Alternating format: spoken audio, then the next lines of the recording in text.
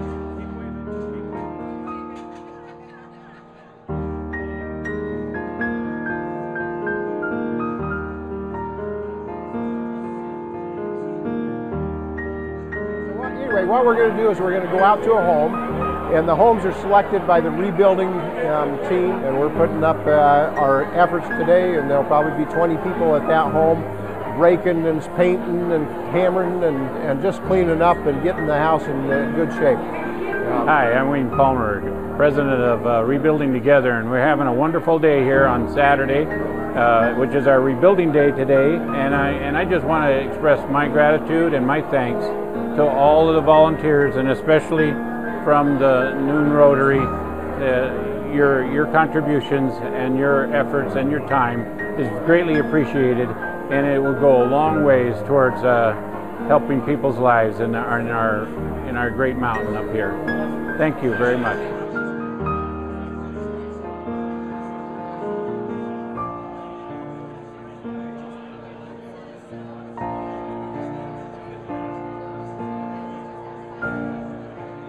I only brought, let me have your picture. Yes.